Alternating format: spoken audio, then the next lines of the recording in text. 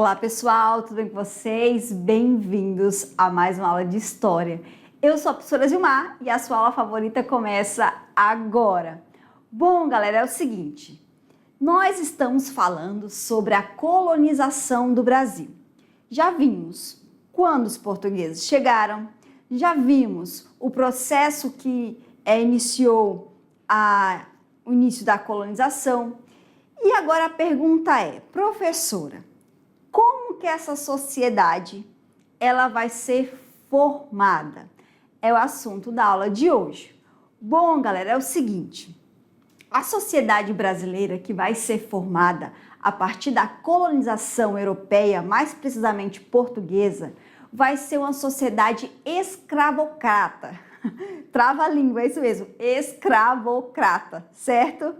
Por quê? Porque os escravos africanos que vão ser trazidos lá do continente africano, eles vão vir para o Brasil e vão ser a principal mão de obra dos fazendeiros, certo? Que vai ser o dono da casa grande. Então, a nossa sociedade, ela vai ser baseada na escravização dos negros. Essa escravização que só vai acabar em 1888 com a Lei Áurea. Bom, a história marca que os negros africanos, eles começam a chegar no Brasil a partir de 1550 por aí. E a partir daí se dá a formação da sociedade. Então nós vamos ter aqui os negros, nós vamos ter aqui os brancos, nós vamos ter aqui os indígenas e também outros povos que vão vir de outros lugares do mundo, certo? Bom, galera, então é isso, vamos começar a aula.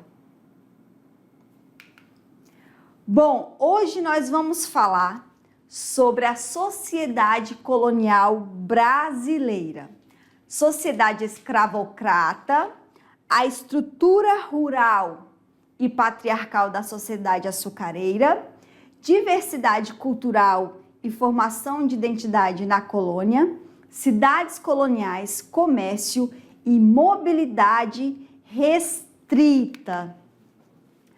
Bom, galera, é importante você saber que desde sempre houve escravidão. Lá no Egito Antigo havia escravidão, na Grécia, na Mesopotâmia, porém a escravidão era diferente dessa escravidão que vai ser implantada aqui no Brasil. Por quê? Lá nos tempos antigos, Egito, Grécia e Mesopotâmia, a escravidão ela se dava por dois motivos. Ou você perdendo uma guerra, você era prisioneiro de guerra, ou através de dívida. Então você que devesse e não tinha como pagar, você ia ser escravizado. E também se você perdesse a guerra. Só que o escravizado, muitas vezes, ele era o braço direito do seu dono, digamos assim. E muitas vezes ele podia ser liberto, bastava pagar ou a dívida ou se o senhor o dispensasse. Já no Brasil, a escravidão, ela vai ser diferente. Ela vai ser exclusivamente por causa da cor da pele. Então, a escravidão aqui vai se dar de forma racial, onde o negro ele vem para o Brasil, ele vem como um ser inferior ao branco. E por ele ter a cor da pele diferente, ele merecia sim ser escravizado, certo? Vamos continuar. A base da colônia brasileira, a sociedade colonial foi moldada por um sistema escravocrata, que se estruturou em torno do trabalho forçado de povos africanos escravizados. Esse sistema sustentou a economia, definiu a hierarquia social e moldou aspectos culturais que ainda marcam o Brasil. Bom, no início da colonização, os indígenas eles eram escravizados, tanto é que os portugueses os chamavam de negros da terra. Só que vão perceber que o indígena ele não conseguia fazer o trabalho que o negro africano conseguia. Então vai entrar aí a Igreja Católica que não vai permitir que esse indígena ele continue sendo escravo, e aí vai dar para ele outras tarefas, certo? Então, do indígena, a gente passa agora para a escravização dos negros. Bom, como que estava dividida essa sociedade? Bom, a sociedade era rigidamente hierarquizada, ou seja, a gente vai ter classes. Vai ter os grandes senhores de engenho, que vão ser os detentores de terras e escravizados. Então, imagina que esses senhores de engenho é um grande fazendeiro, certo? E ele tem uma grande porção de terra. E nessas terras, ele vai ter a sua mão de obra, que vai ser esse escravizado. Vai ser formado também por homens livres e pobres. Vai ser pequenos proprietários, trabalhadores livres, no caso aí artesão, comerciante, certo? E os escravizados africanos e afrodescendentes. Esses vão estar na base da pirâmide, ou seja, lá embaixo, sem direito, e vão ser considerados propriedade. Então, por que eu sou um escravizado? Porque eu sou apenas uma mercadoria. E uma mercadoria, ela pode ser vendida. Então, um escravizado, ele é uma mercadoria, certo? E aí, além de mercadoria, ele tem um dono. E esse dono, ele podia, né, no caso, fazer absolutamente tudo que ele quisesse fazer. Então, a mobilidade social era quase inexistente para os escravizados. Então, esses escravizados vinham para o Brasil de maneira forçada, certo? Muitas vezes eles eram sequestrados, vinham para o Brasil e aqui eles eram considerados povos inferiores que vieram somente para trabalhar. E aqui você tem uma imagem desses escravizados sendo traficados lá do continente africano e chegando aqui nas terras para trabalhar. Bom, a violência como instrumento de dominação. Bom, a manutenção da escravidão dependia de mecanismos de controle e repressão. Aí nós vamos ter os castigos físicos e psicológicos. Então, o que eram esses castigos físicos, pessoal? Esses castigos físicos eram chibatadas, o uso de troncos, certo? Você tem lá o pelourinho, que é aquele onde esses escravizados, eles eram chicoteados. Eles também eram marcados com ferros quentes. Então, eles colocavam ferro na sua pele. Outra coisa também, eles eram amordaçados para impedir que ele comesse. Então, ele ficava dias sem comer. Então, esse aí é o castigo físico. E o psicológico, qual que é? Bom, o castigo psicológico, nós podemos falar que vai ser a separação da sua família. Então, para alguns, o que era um milagre, certo? Se permanecesse com sua família ou se formasse uma família aqui no Brasil, uma nova família, a todo instante o Senhor iria falar que iria separar esse escravizado de sua família, de sua mulher, de seus filhos. E aí assim ele conseguia manter o controle, certo? Além disso, vai ter as ameaças, vai ter a proibição da língua nativa deles, certo? E também da religião. Nós também vamos ter as legislações racistas. O que é isso? Essa legislação. Nós vamos ter um código criminal e sempre esse código ele vai pesar toda vez que for algum negro envolvido. Então, os direitos aí entre branco e negro não vão ser definitivamente iguais. Nós também vamos ter a lei de terras, onde a terra agora ela passa a ser vendida. Antes a terra era doada, né, para a povoação aqui. Agora com a lei de terras não. Só quem tem dinheiro vai poder comprar essa terra. E o negro ele veio como escravo.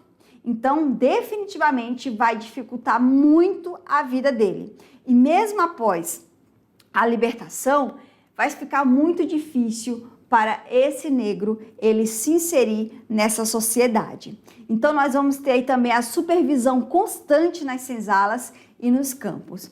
A violência era usada para manter o medo, evitar fugas e impedir rebeliões. E como que era a resistência e herança da escravidão? Vamos lá. Bom, apesar da opressão, os escravizados resistiam de diversas formas. Então, assim, ele vai vir forçado a trabalhar, ele agora é um escravo, só que ele vai resistir da maneira que ele puder. Então, não pense que naquele tempo o escravizado ele simplesmente se deixava se escravizar. Havia aí, no caso, a resistência. Então, essa resistência ela vinha de diversas formas. Através das fugas, que aí nós vamos ter a formação desses quilombos. Entre o mais famoso deles é o quilombo de Palmares, que fica em Alagoas, certo, pessoal? E aí, essa palavra quilombo, ela vai significar fortaleza, ela significa refúgio. E aí, nesse quilombo, não vai somente receber negros, certo? Também vai vir aqui para o quilombo os indígenas, também vem aqui para o quilombo povo muito pobre que está fugindo da exploração. Então ele também vem para esse quilombo e geralmente esse quilombo ele era dentro da mata, é um lugar de muito difícil acesso. E o mais famoso deles é o de Palmares, porque dizem que lá tinha muitas palmeiras, certo? Nós também vamos ter a sabotagem, que é o quê? Você me chicoteou, beleza, eu vou tocar fogo no seu canavial. Então, isso daí é uma forma de sabotagem, certo? Às vezes eles colocavam algumas coisinhas nas comidas dos senhores também. Então, essa é uma forma de resistência. Através da religião e cultura própria. Lembrando que o negro, ele era impedido de cultuar a sua religião. E aí, nas escondidas, dentro da senzala, muitas vezes, eles cultuavam, certo? Mas se o Senhor pegasse ele cultuando, ele ia ser, obviamente, muito castigado, certo? Então, pessoal, era tudo muito escondido. Bom, ele vai lutar por liberdade, legado da escravidão. Nós vamos ter aqui, com a escravidão do negro, nós vamos ter um racismo estrutural. Então, o que vai acontecer? Por mais que a escravidão ela tenha acabado, até hoje nós temos essa questão do racismo estrutural, que é aquele racismo de uma forma velada, entendeu? E aí nós vamos ter a desigualdade social e a influência cultural afro-brasileira. Então, quando o Brasil ele se liberta os escravos em 1888, o governo não vai fazer nenhuma política pública para receber esse público. Então, ele recebe lá a sua liberdade, só que ele vai ser tratado de maneira igual. Então, muitos deles nem vão sair, vão ficar. Por quê? Porque eles não têm casa, eles sempre trabalharam de maneira compulsória, eles não vão poder frequentar a escola. Então, esse negro, que agora ele é liberto, ele vai ficar à margem da sociedade. Ele vai ficar em desigualdade com o branco. E por mais que agora ele seja liberto, ele não vai ser tratado de maneira igual. Ele vai continuar sendo tratado com preconceito, racismo e desconfiança por parte dos brancos. E essa marginalização que começa lá nos tempos da escravidão, ela permanece até hoje, através do racismo estrutural, que é aquela maneira que o racismo acontece, mas é uma maneira velada, uma maneira escondida. Por exemplo, o ato de pensar que toda pessoa negra ela é uma zeladora, por exemplo. Então, por que ela não pode ser por que ela não pode ocupar uma profissão de maior prestígio na sociedade brasileira, certo? Por que quando eu chego no hospital, eu vejo uma médica negra, eu não quero ser atendida por ela porque eu acredito que ela não sabe tanto quanto uma branca sabe? Então, isso daí é racismo estrutural, certo, pessoal? Vamos continuar. Estrutura rural e patriarcal da sociedade açucareira. Durante os séculos 16 e 17, o Brasil foi marcado por uma sociedade essencialmente rural, agrária e patriarcal, centrada nos engenhos de açúcar. Esse modelo organizava o espaço, a produção econômica e as relações sociais em torno da propriedade da terra e da autoridade masculina. O engenho era mais que uma fábrica de açúcar, era o centro da vida econômica e social e incluía a casa grande, que era a residência do senhor e a sua família. Nós temos a senzala, que é a habitação dos escravizados. Dentro desse engenho nós vamos ter a moenda, a fornalha e os canaviais. Então toda a estrutura girava em torno da produção do açúcar para exportação e da autoridade do senhor do engenho. É muito importante dizer que muitas vezes o senhor de engenho, que era o dono da terra, o dono dos escravizados, ele nem sabia quantos escravizados ele tinha. Muitas vezes os escravizados nem sabiam quem era o seu senhor. Por quê? Porque havia senhores que tinha muitos escravizados. Mas, professora, quem que ia cuidar para eles não fugirem, para eles fazerem o trabalho?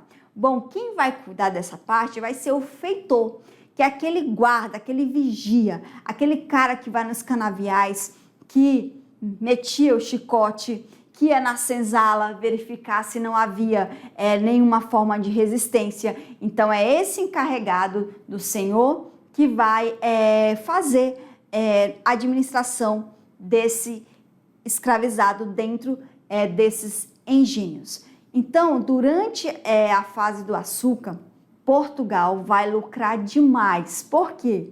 Porque o açúcar vai ser a principal atividade econômica do Brasil. E esse açúcar, na Europa, ele vai ter um valor muito grande. Então, Portugal traz essa cana-de-açúcar, vê que as terras aqui são férteis, nós vamos falar disso mais à frente, e começa aí cultivar. E desse cultivo, a coroa portuguesa vai enriquecer muito. E além da coroa portuguesa, os donos de engenho também. Primeiro, porque eles vão ter escravizados aos montes, pessoal. E ele também vai ter a cana-de-açúcar, certo? Vamos continuar. E aqui nós vamos ter os engenhos, que é essa grande fazenda aí que você está vendo, onde vai ter a parte da plantação, onde nós vamos ter a casa grande e onde nós vamos ter as moendas, onde nós vamos ter a senzala, onde os escravizados, onde eles dormiam. Bom, a sociedade era patriarcal, ou seja, o homem, especialmente o senhor de engenho, detinha o poder. Na família, como chefe absoluto. Na economia, como proprietário da terra e dos escravizados. Na política local, influente nas decisões administrativas e religiosas. A mulher era relegada ao espaço doméstico e os filhos herdavam o nome e o poder do pai. É importante falar que essa sociedade açucareira, ela era patriarcal, ou seja, o homem era o centro. Então a mulher, por mais que ela fosse a mulher do senhor de engenho, ela também não tinha direito. O direito que ela tinha era cuidar da casa. Mas esse cuidar da casa não significa lavar uma louça, fazer uma comida, lavar uma roupa, porque elas vão ter as mucamas, que a gente chama, que eram as escravizadas, as mulheres. Ela estava lá para administrar o lar e cuidar dos filhos. Então, por acaso, se essa mulher descobrisse uma traição do marido, ela jamais poderia se separar, até porque o divórcio era proibido, certo? E outra coisa, esses senhores, eles tinham muitos filhos bastardos, ou seja, filhos fora do casamento. E geralmente era fruto de estupro. Então eles estupravam as escravizadas e essas escravizadas, elas tinham o bebê, mas muitas delas acabavam abortando, certo? Mas professora, se a mulher do senhor do engenho descobrisse, bom, se ela descobrisse, ela não ia se separar de forma alguma e toda a culpa ia ser da escravizada. E essa escravizada, certamente, ela ia sofrer vários castigos físicos, pessoal. Vamos continuar. Desigualdade e tradições herdadas. A estrutura rural e patriarcal deixou marcas profundas. Concentração fundiária, que é o que nós vamos ter os latifúndios hoje, que lembra que começa lá na divisão das capitanias, que são aquelas faixas de terra muito grandes, e aí vai dar origem a esses latifúndios. O que é esses latifúndios? Lembra que o rei, ele doava as terras para os donatários, certo? E esse donatário, ele vai ter que desenvolver essa capitania de qualquer maneira. Só que também havia 6 marias, ou seja, doação de terras para outras pessoas ocuparem também.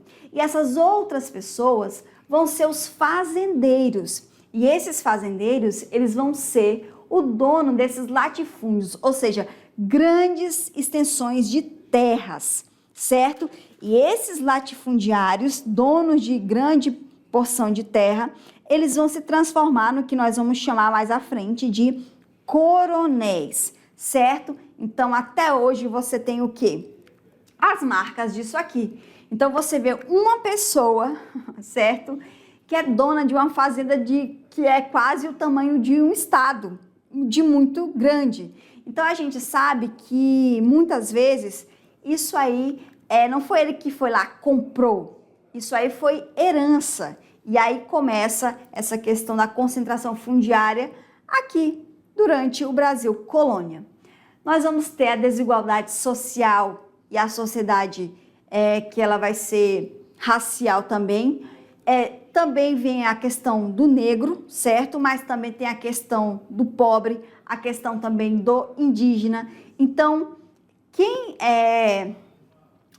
a pessoa que mais tinha direitos era o português, era o homem branco. E aí nós vamos ter esse machismo estrutural, onde não vai dar espaço de forma alguma para as mulheres, e uma cultura elitista ligada ao campo e à terra. Esse modelo ainda influencia as relações de poder e de gênero no Brasil. Tanto é que nós temos hoje um dos principais produtos do nosso país a agropecuária. E essa agropecuária está onde? Está no campo. Bom, diversidade cultural e formação de identidade na colônia. A sociedade colonial foi formada por um intenso processo de encontro e confronto entre culturas. Povos indígenas, africanos trazidos como escravizados e colonizadores europeus. Então, aí você tem esses povos que vão dar início à sociedade colonial do Brasil.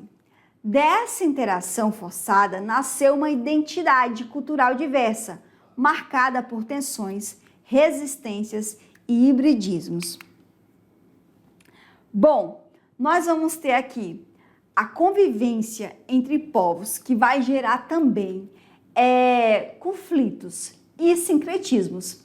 Lembra que eu falei que a igreja, ela proibia esse negro de exercer a sua religião.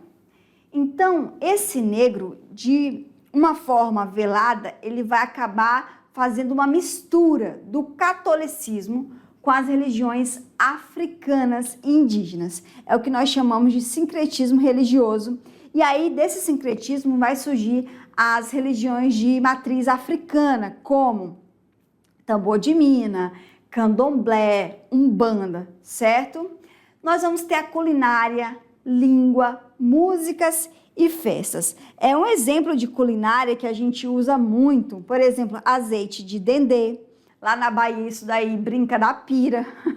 Não é à toa que a Bahia era um dos maiores produtores de açúcar durante o período colonial. Então, nós temos aí o azeite de dendê, nós temos também o acarajé, vatapá. Então, tudo isso aí é uma nova culinária que vai ser trazida com esses negros que vão chegar aqui no Brasil. Então, nós vamos ter uma resistência cultural dos oprimidos, principalmente na questão religiosa. Até hoje, nós que somos cristãos, nós temos uma visão muito errada dessas religiões. Há muito preconceito religioso, há muita intolerância religiosa quanto a essas religiões de matriz africanas até hoje, por mais estudos que possam ter. Então, é provado que sobre essa religião, qual que é o sentido da religião, mas até hoje, essas religiões de matriz africana, elas são extremamente julgadas e proibidas também. Imposição da cultura europeia pela catequese e também a violência. Então, nós vamos ter a catequese que vai mudar completamente a cultura desse indígena, a língua do indígena e também os costumes dos indígenas. E aí, dessa mistura, nós vamos ter umas identidades que vão ser formadas na colônia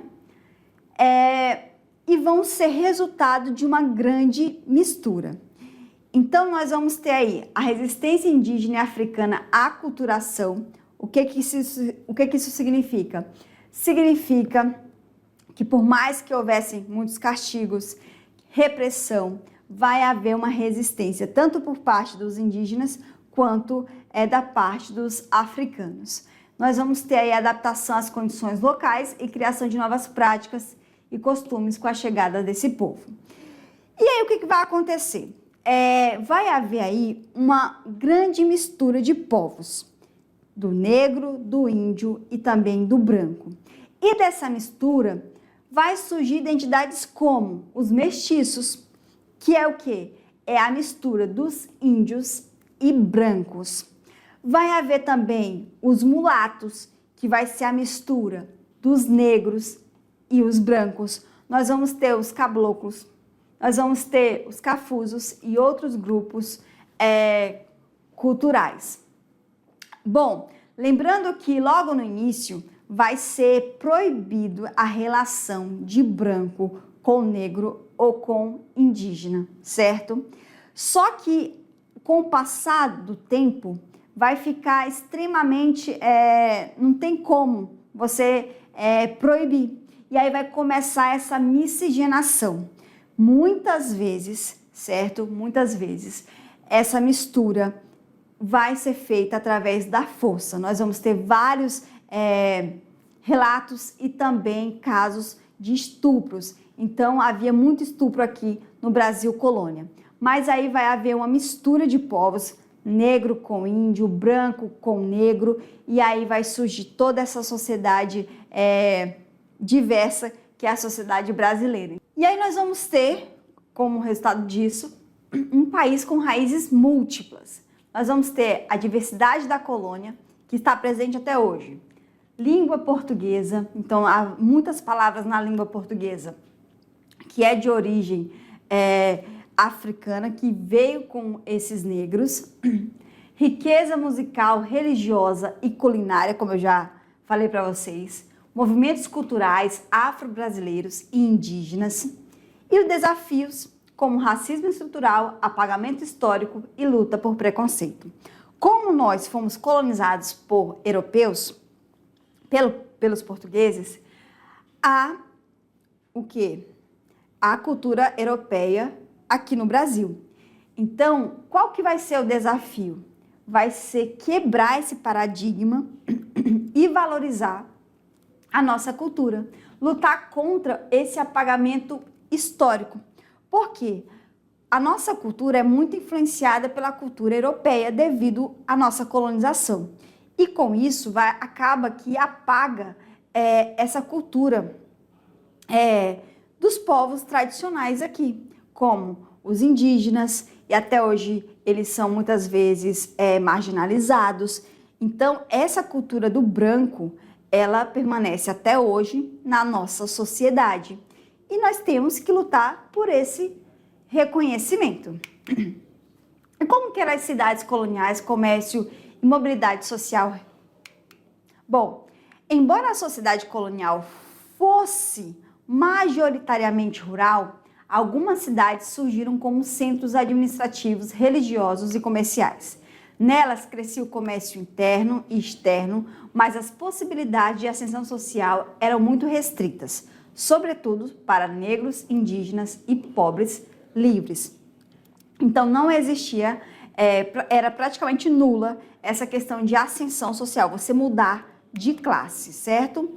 Então as cidades coloniais, elas tinham funções específicas como centros administrativos, eixos do comércio e do recolhimento dos tributos, espaço de sociabilidade da elite colonial.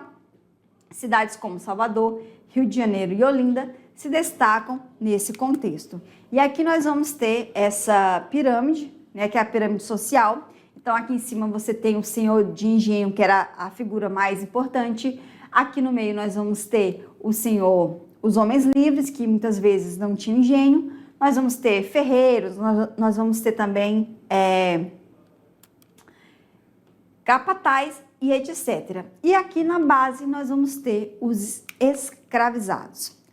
Bom, o comércio era feito por mercadores portugueses que controlavam o grosso do comércio, pelos artesãos, pequenos comerciantes e também trabalhadores livres. Escravizados, libertos e mulheres negras, muitas vezes vendendo nas ruas e mercados. Lembrando que essa mulher aqui é a mulher negra, a mulher branca não. Bom, e a ascensão social era um caminho limitado, certo? Os homens brancos livres tinham mais chances no comércio e cargos públicos. Mulheres, negros e indígenas sofriam bastantes barreiras legais, sociais e econômicas. Mesmo alforriados, os negros enfrentavam um racismo institucionalizado, certo? É aquele racismo que já está, já está ali. A cidade colonial reproduzia as desigualdades da zona rural com novas formas de exclusão. Bom, a organização social e econômica da colônia deixou marcas profundas na história do Brasil. A concentração de terras, a desigualdade social, a influência das elites rurais e a valorização da exportação permaneceram presentes após a independência. Compreender essa formação ajuda a explicar muitos desafios enfrentados pela sociedade brasileira até os dias atuais. Bom, pessoal, a aula de hoje está ficando por aqui. Espero muito que você tenha entendido essa fase da sociedade brasileira, certo? Que onde nós vamos ter a principal mão de obra de negros escravizados, certo? Então é isso. Não fique triste, porque na próxima aula estarei de volta. Um grande beijo e tchau!